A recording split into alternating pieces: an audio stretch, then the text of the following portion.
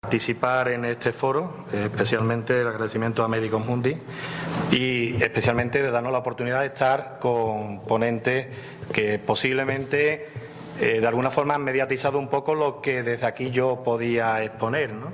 Cuando uno viene a exponer o a participar o a aportar supuestamente a un tema, hace un análisis un poquito, y la verdad que esta presentación no es que haya costado especialmente trabajo, pero sí delimitar qué podíamos decir. Y encima, cuando uno, como comentaba Celia, va actuando a posteriori, tiene ventaja, pero también tiene inconveniente de que algunas cosas pues se puedan haber puesto y uno no debería de haberla tocado. Pero como además tenemos un problema de tiempo, pues también me permite intentar decir lo que quiero decir, cosa que espero que lo cumplamos, ¿no? Y si no, me lo recriminen. Hombre, hoy de entrada lo que tendríamos que poner en valor es de lo que se está comentando, es la importancia que tiene que tengamos un código de contratación y que inclusive yo creo que con muy buen acierto se comentó que era un regalo para la salud pública, porque claro, de lo que estamos hablando es de un problema de salud pública, especialmente de un problema de salud pública, no de un problema de médicos o enfermeros, sino esto tiene unas connotaciones por encima de contratos laborales o de trabajos o especialidades. Esto tiene repercusiones sobre la salud, cosas que tampoco me voy a extender porque entiendo que no me toca, ¿no? Y relativamente o muy breve, mire, yo soy el secretario de la Organización Médica Colegial. La Organización Médica Colegial tiene o está dividida en un Consejo General de Colegios Oficiales de Médicos que representa a los 52 colegios de médicos de España y a su vez tiene puesta en marcha 3 fundaciones. Una de ellas me voy a referir ahora, pero le voy a comentar brevemente, para aquel que además no le conozca, cuáles son realmente los fines que tiene la Organización Médica Colegial, cuáles son los fines que tienen los colegios de médicos.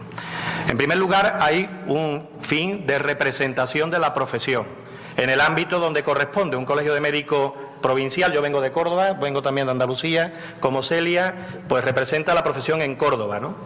Y después tenemos un dispositivo que son consejos autonómicos, tenemos al Consejo Andaluz, vamos a seguir con Andalucía, de colegios de médicos que representa la profesión médica en Andalucía, y tenemos el Consejo General de Colegios de Médicos que representa la profesión médica a nivel nacional, relaciones con los ministerios, especialmente Sanidad, y a nivel internacional, que también lógicamente tiene mucho que ver hoy en día pues con otros de los participantes que están aquí, ¿no? Y en esta primera función se ven complementadas con algo que me voy a hacer mención un poquito más tarde, que es la función de tener el registro de profesionales. Ahora veremos un poquito, porque se han hecho comentarios a lo largo del día del registro y también podríamos hacer un poquito de historia y de valoración, pero siempre mirando hacia adelante. Hay una tercera función, que es la de control deontológico sobre la praxis médica. O sea, los médicos nos hemos dotado de un compromiso mayor que lo que marca la ley, que es el Código de Ética y Deontología Médica de la profesión, que ha sido renovado en 2011 y que tiene como esencialmente un mandamiento mayor, y es que debemos de anteponer los intereses de nuestros pacientes ciudadanos por encima de cualquier otro interés. Bueno, esto es un código al que estamos obligados y la propia organización vela para que los médicos, de forma obligatoria, lo tengan que cumplir. De mero hecho, somos corporaciones de derecho público por la capacidad que podemos y tenemos de poder sancionar, ¿no? Precisamente por el no cumplimiento de este tema, ¿no? Hay una parte muy importante, que ya sería la cuarta, que sería la búsqueda de la excelencia, del desarrollo profesional, que hoy no toca, y una que es la de colaborar con los poderes públicos en la ordenación de la profesión médica, que esta sí que tiene algunas connotaciones con las ventajas o desventajas que tiene el hecho de las migraciones, ¿no? Y especialmente tenemos 3 fundaciones, una que prácticamente dio lugar a nuestra historia, que es la Fundación Patronato de Huérfanos y Protección Social de los Médicos. Es un sistema que nos damos nosotros mismos para ayuda y especialmente nació para el hecho de los huérfanos, coincidió con la gripe, miren por dónde, H1N1, H1N1 del 1918, la que llamaban la gripe española, y dejó muchas víctimas y entre ellas muchos médicos y muchos huérfanos. Y en aquella época no había protección y fue la propia profesión la que delimitó elaborar una protección social que hoy en día es una fundación que hoy tampoco toca hablar de ella, de protección social. Tenemos otra de formación, como no podía ser de otra forma, y tenemos una especialmente que le tenemos especial cariño porque ha nacido, es la más joven, es la Fundación Red de Colegios Solidarios y que nació esencialmente con una serie de premisas. Nosotros nos dimos cuenta que desde la profesión médica había un plus de compromiso en la cooperación y en el voluntariado, ¿no? Pero también nos dábamos cuenta, por denuncias y por situaciones dramáticas, que nuestros médicos voluntarios especialmente se iban sin tener un seguro. Y se iban, además, con algo todavía peor, sin un certificado que dijeran que eran médicos y que además eran especialistas. Y se iban a países con dificultades, pero que tienen gobierno y que tienen representación profesional. Y habíamos tenido algún caso dramático de algún traumatólogo en la India donde tras una intervención se produce una muerte y va a la cárcel porque está ejerciendo la profesión, lógicamente, sin un certificado que le diga que es médico y que es especialista. Esto se ha ido avanzando y hoy en día la necesidad de salir fuera a trabajar de forma voluntaria o en cooperación, que sí que está más organizado y efectivamente más recogido, también lo saben los países a donde vamos y también saben que hay seguros y también hay que tener mucho cuidado porque se producen denuncias de estas características. Pero esto era importante, pero no era lo más importante. Queríamos aglutinar un registro público de médicos cooperantes que estuvieran dispuestos a servir a la sociedad, a los ciudadanos, a las organizaciones que se dedican a la cooperación para que cuando tuvieran necesidades de algún médico especialista pudieran acudir a este registro público. Registro público que está, como la palabra dice, público en el portal de la Fundación Red de Colegios Médicos Solidarios. Y por supuesto también para nosotros es muy importante que el médico se forme especialmente en cooperación y en voluntariado. Uno no va a hacer turismo, uno no va a atender la enfermedad como la vemos aquí, sino posiblemente tiene que cambiar el chip y empezar por lo más esencial, que es la salud pública, ¿no? Y por último también estábamos analizando la variabilidad en nuestro país de fórmulas en la cual se le permite a un médico hacer cooperación. Yo vengo de una comunidad autónoma que lo tiene muy bien regulado, que además está perfectamente delimitado cómo se puede hacer, pero no existe así en todo el territorio y con lo cual nosotros también, a través de estos análisis, pretendemos buscar un poco de equidad o por lo menos de tener un proyecto común en este tema. Esto sería lo que es la Fundación. Pero es que además también nos sirve para poner en valor lo que hacen los colegios de médicos a través de su cuota de médicos en el tema de la cooperación. La Fundación se sostiene con el 0,7% del presupuesto del Consejo General de Colegios de Médicos. Y cuando hemos puesto en marcha desde hace 2 años, este sería el tercero, el anuario de actividades, entre otras cosas hemos constatado que los colegios de médicos, los colegiados, los médicos, destinan podemos decir cerca de 300.000 euros a proyectos de cooperación anualmente, de los cuales ahí tenéis reflejados algunos de los proyectos donde se están participando y últimamente, curiosamente, también estamos dándonos cuenta que este dinero que destinan los colegios, los colegiados a la cooperación está cada vez siendo más destinado a la solidaridad interna, a nuestros problemas como país, a nuestros ciudadanos más cercanos. Esta introducción me sirve para pasear por el código. No voy a hablar del código, no me voy a atrever a hablar del código porque estamos por sentados. Otra de las cosas que hay que tener en cuenta cuando uno viene a charlar es ver con quién, qué público va a tener, y doy por sentado que yo venga a hablar de aquí del código, pues le vamos dando una rápida pasada. Es verdad que el código nos marca un camino. Hoy salía el tema de la obligatoriedad, yo no voy a entrar en tanto, pero sí que nos marca un compromiso importante como país, en este caso como España, y ahora hablaremos un poco del compromiso desde el punto de vista profesional. Y adentrándonos un poquito, hablando de recursos humanos, tampoco os voy a comentar el ciclo del personal sanitario. Sí aprovechar esta diapositiva y algunas de las que voy a poner porque hay que ver la cantidad de bibliografía que tenemos de esto, Uno que se va a ese magnífico buscador que es el Google, la verdad es que lo hemos dicho casi todo, casi todo. Vamos a ver qué podemos aportar hoy, ¿no? Bueno, algo o anécdotas como esta es lo que da lugar a lo que, y cogiendo de la bibliografía, se puede entender cuáles son los factores que hacen que uno se vaya y otros se vengan, ¿no? Y esto está cogido de algún trabajo cercano, lo tenemos aquí en la bibliografía. ¿Cuáles son los factores que hacen que un médico, hablo de médicos ahora, se vaya, ¿no? Bueno, por los bajos salarios, las pobres condiciones de trabajo, la falta de recursos para trabajar, las limitadas oportunidades de carrera, de formación, de especialización, la no protección laboral, el trabajo peligroso, la inestabilidad económica, y si nos fuéramos al revés, ¿cuáles serían los factores de atracción? Pues serían casi al contrario, ¿no? Esto casi me daría pie a cerrar aquí la intervención, porque se me pide o se nos pide que cómo podríamos aprovechar estos factores para que no se nos fueran. Bueno, pues voy a tirar también de un trabajo que lo ha comentado también Celia y de una diapositiva que también viene desde la Organización Mundial de la Salud, al cual agradezco lógicamente su presencia aquí y su aportación. Del mismo trabajo que hacía referencia a Celia, que está trabajando la Escuela de Salud Pública, no me voy a extender mucho. Hay aspectos positivos y negativos, miren por dónde, no todo es negativo y mucho menos positivo, en los países de origen y de destino. Me voy de forma muy rápida también, entiendo más que pueda haber coloquio, a decir lo que dice el estudio. Yo creo que está muy bien planteado, ¿no? Bueno, aspectos positivos para los países de origen, ¿no? Pues puede haber mejora en los procesos formativos, puede ser una oportunidad, ¿no? En los países de origen, puede reforzar el propio sistema nacional de salud, se puede mejorar la información y la planificación sanitaria precisamente en nuestros países, podemos revalorar las carreras sanitarias, gestionar las compensaciones, crear redes de conocimiento. Y para los países de destino, pues bueno, de primer lugar podemos obtener profesionales sin costes previos.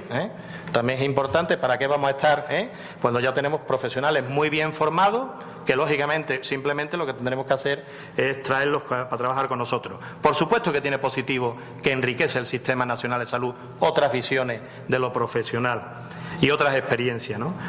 Promocionar los valores solidarios, que hoy aquí también se comentan, potenciar acuerdos entre países e incorporar buenas prácticas en los recursos humanos. Pero claro, esto tiene también aspectos negativos, ¿no? Y los aspectos negativos quizás estén dominando el escenario en el cual nos encontramos, ¿no? Primero, la dificultad de la propia población del país de origen para acceder a servicios de calidad.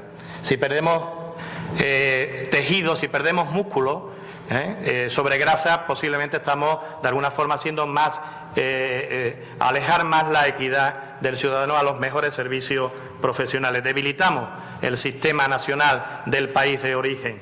Se produce también, ¿para qué?, una pérdida de capacidad de formación.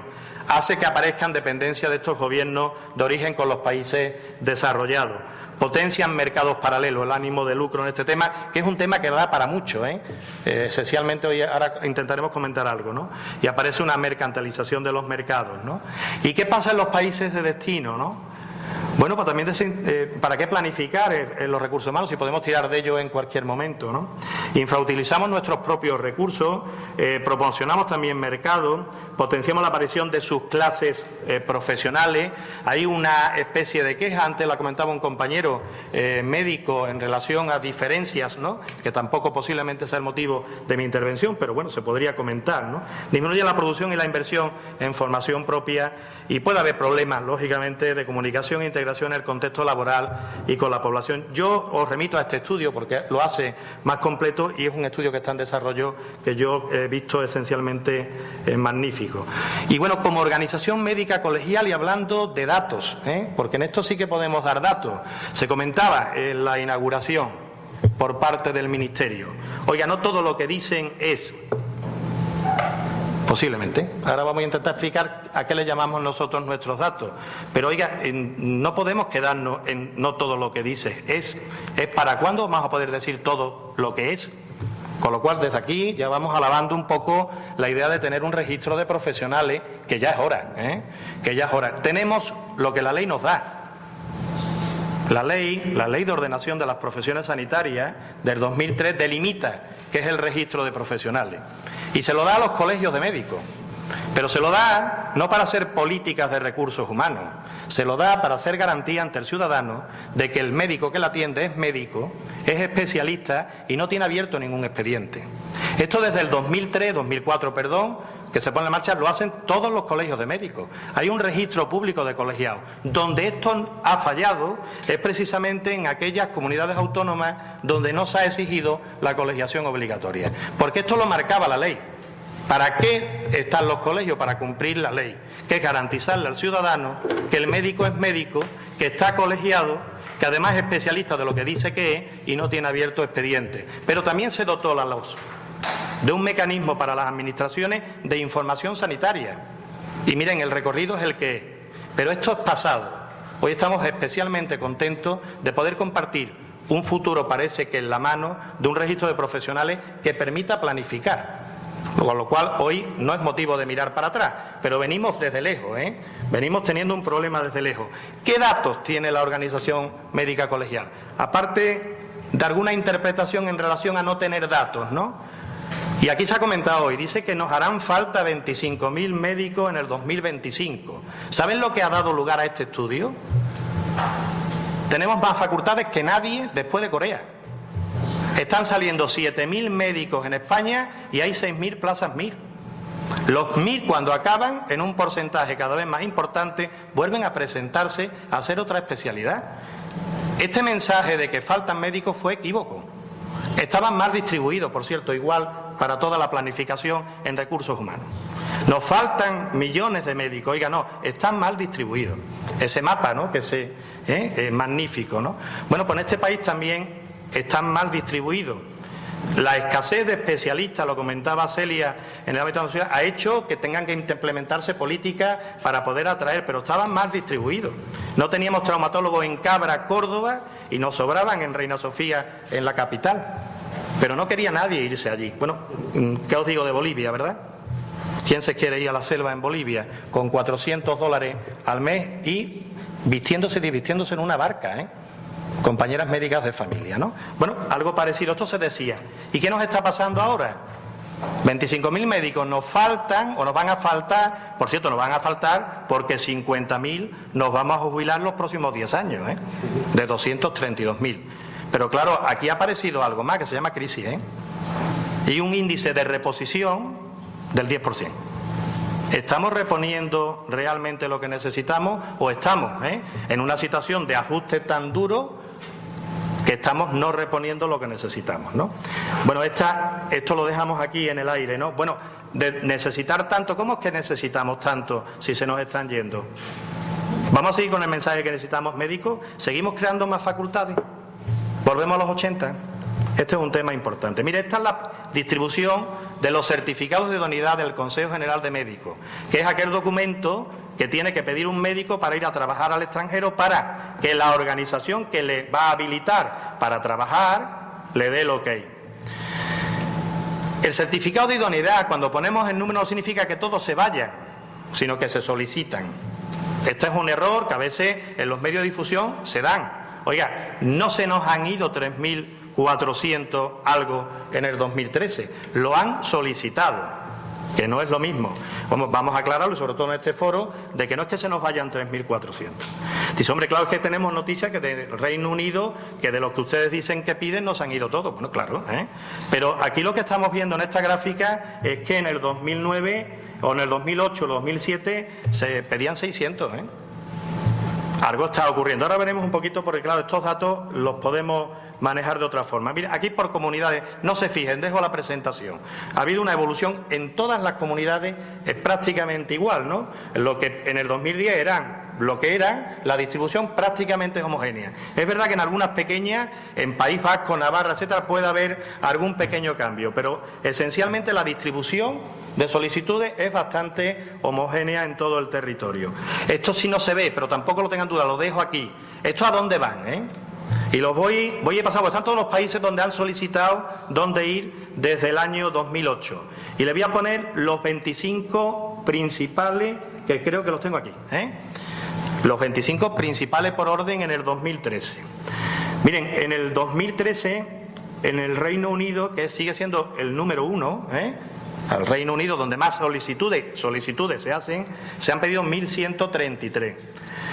Francia, que tenía un puesto destacado, no era el segundo, pero bueno, era destacado, ha subido a 350. Pero mire, Brasil, 2008, 2009, 2010, claro, todos sabemos por qué lo de Brasil, ¿no? Cero. Pues el año pasado, 252.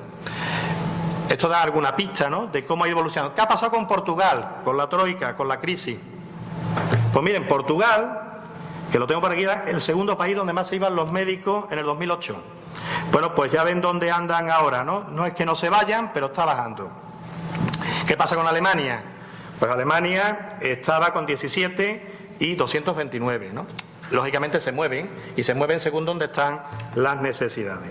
Por pirámides de edades, y no voy a pararme tampoco mucho, se nos van los jóvenes, por cierto, los más jóvenes, esencialmente, ¿no?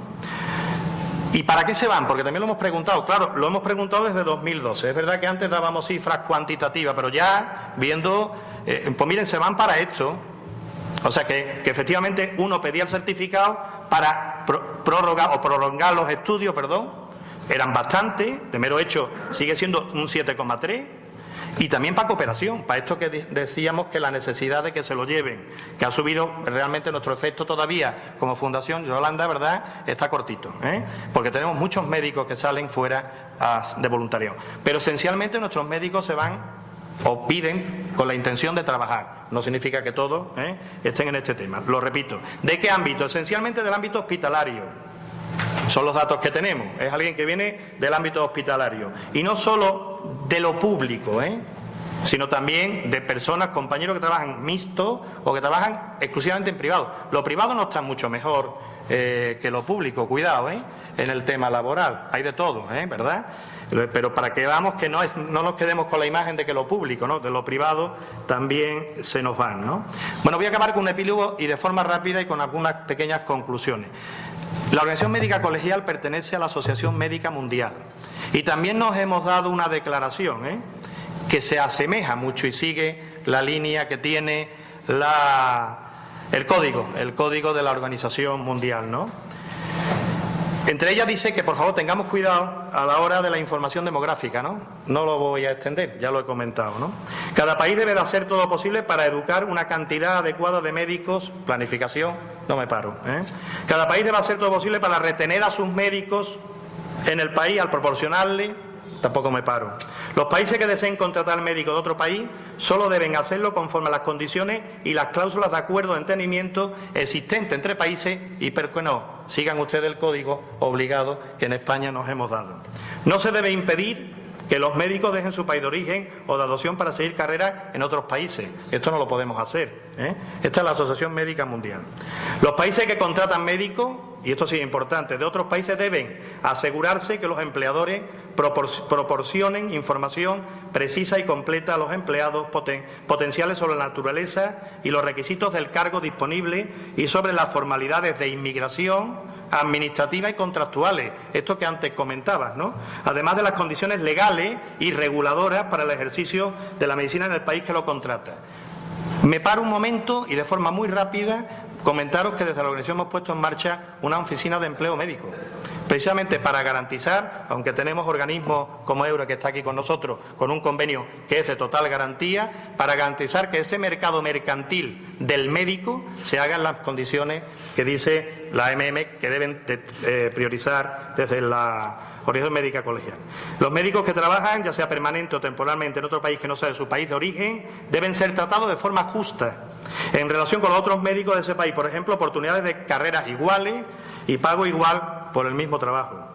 Nada debe evitar que los países tengan acuerdos, Tampoco me voy a parar en este tema. Conclusiones.